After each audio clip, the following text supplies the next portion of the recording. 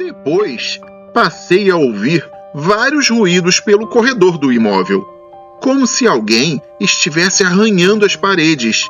E para completar, em algumas vezes eu ouvia gemidos de dor, como se alguém estivesse passando muito mal, até que chegava em um determinado momento que tudo ficava no mais absoluto silêncio.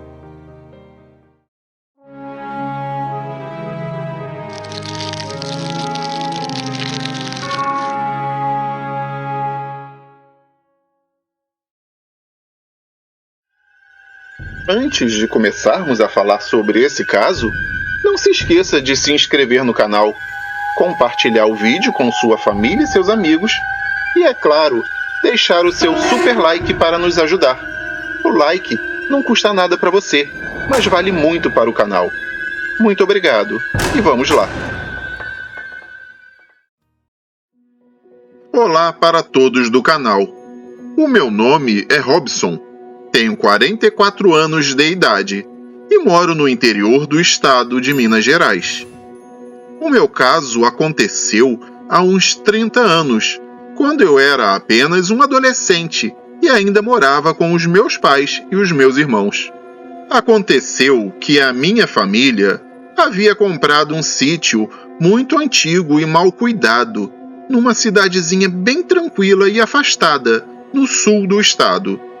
A nossa intenção era recuperar o lugar, reformar tudo que estava destruído pelo abandono e danificado pelo tempo, para então ficarmos morando lá.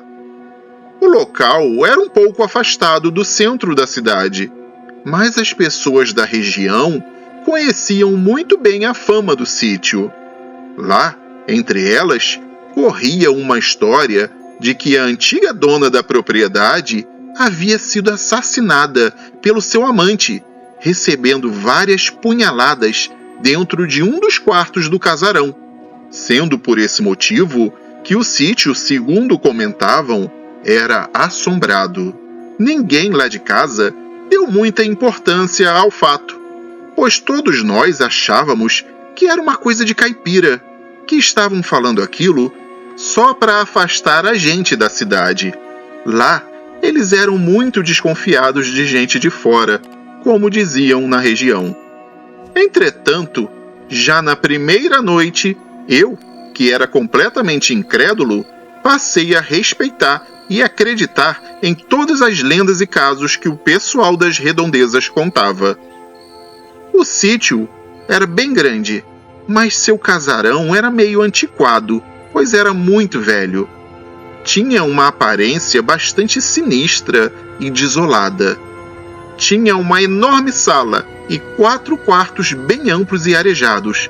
Porém, a cozinha e o banheiro não eram ligados ao antigo casarão, onde ficavam os quartos. Parece que eles tinham sido construídos em épocas diferentes, e a ligação que deveria existir entre os cômodos não chegou a ser concluída. Em uma das primeiras noites morando ali, tive vontade de ir ao banheiro, e para isso eu teria que dar a volta pela casa, pelo lado de fora, para conseguir chegar lá. Quando saí e comecei a rodear o casarão, pude perceber que tinha alguém parado próximo a um arbusto me observando. Levei um susto enorme e nem consegui ir ao banheiro. Voltei correndo o mais rápido que eu pude e me enfiei debaixo dos lençóis. Depois, passei a ouvir vários ruídos pelo corredor do imóvel, como se alguém estivesse arranhando as paredes. E para completar, em algumas vezes, eu ouvia gemidos de dor, como se alguém estivesse passando muito mal, até que chegava em um determinado momento que tudo ficava no mais absoluto silêncio, restando somente o som dos animais noturnos comuns na região. Quando amanheceu, eu não contei nada para ninguém. Durante o dia, tudo estava correndo bem e normal. Uma vez ou outra, víamos algum animal andando pelo quintal, comendo frutas que caíam no chão. Nada mais que isso. A tarde passou rapidamente e a noite chegou mais uma vez para o meu terror. Minha família e eu terminamos as nossas tarefas. Tomamos banho, jantamos, ficamos conversando um pouco e fomos dormir. Era aproximadamente 2 horas da manhã, quando eu novamente acordei assustado, com o mesmo barulho da noite anterior. Eu me tremia todo de medo. A porta do meu quarto estava entreaberta, e como não havia iluminação elétrica no sítio, minha mãe deixou uma lamparina no meio do corredor.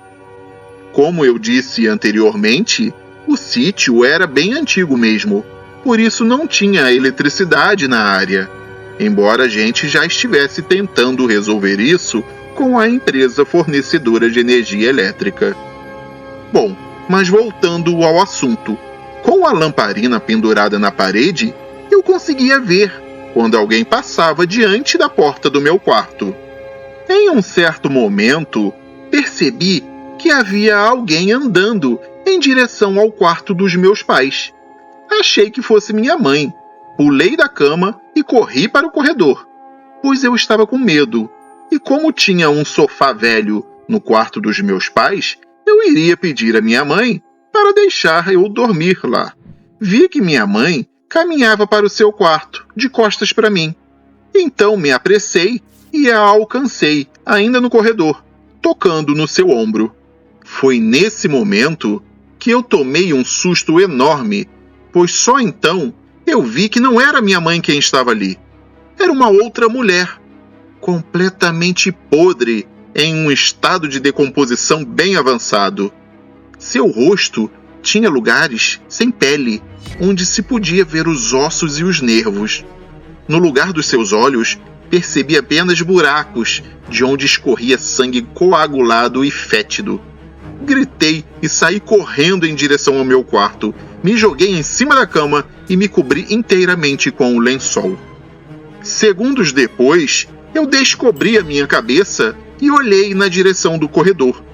Aquela figura monstruosa estava ali, parada na porta do meu quarto, olhando para mim. Não me lembro de ter visto meu irmão, porém eu ouvi o seu grito, vindo lá do seu quarto, chamando meu pai.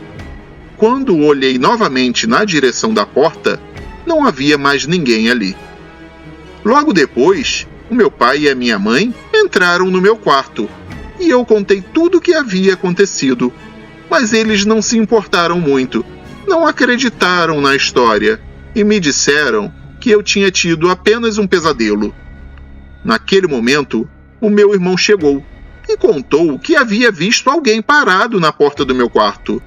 Dessa maneira, ele achou que fosse minha mãe, e então a chamou. Mas quando ela se virou, ele percebeu que estava enganado.